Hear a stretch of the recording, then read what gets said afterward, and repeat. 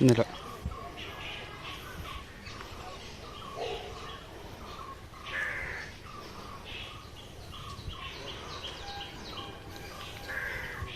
മറ്റേ കാടിൻ്റെ ബോക്സ് കിട്ടിയ എൻ്റെ മറ്റേ ഇതിൻ്റെ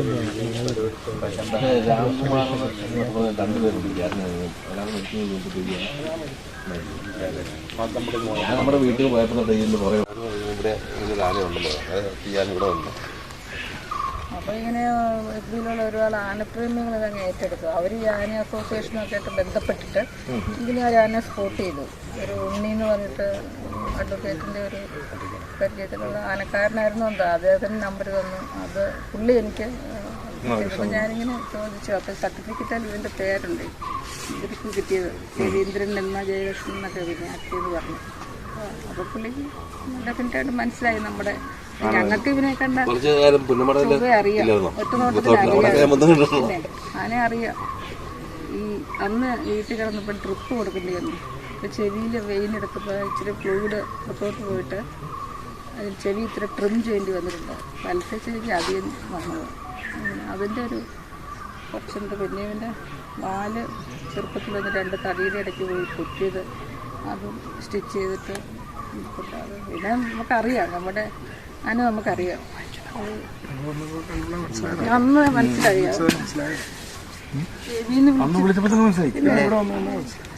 മനോരമക്കാരുണ്ടായിരുന്നപ്പോൾ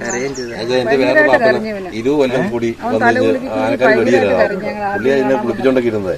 അവർ പറഞ്ഞ് 20 കൊല്ലം കൂടി വരുന്നതുകൊണ്ട് ആനെ അറിയാമെന്ന് പറഞ്ഞു. പുള്ളി മാറി നിന്ന് വിളിച്ച അന്നേരം ഇവന് പുള്ളിക്ക് ആയിട്ട് ഞാനിപ്പം പുള്ളിക്ക് കണ്ണ് കാണത്തില്ല. ഞാൻ ഇടയ്ക്ക് ഒരു പരിപാടി കൂടെ നടത്തായിരുന്നു. പുള്ളിയും കൂട്ടിക്കൊണ്ടാണ് ഈ ആന വാട പിടിച്ച് ആളെ അറിയുന്നൊരു ഇതുണ്ടല്ലോ. അപ്പൊ അതൊരു പരീക്ഷണത്തിൽ ഞാൻ ഇരുന്നതായിരുന്നു. പുള്ളിയെ കൂടെ കൂട്ടിക്കൊണ്ട് വരാൻ. 5ാമത്തെ ബ്രദറെ പുള്ളി ഇപ്പം കണ്ണ് കാണാൻ വരും.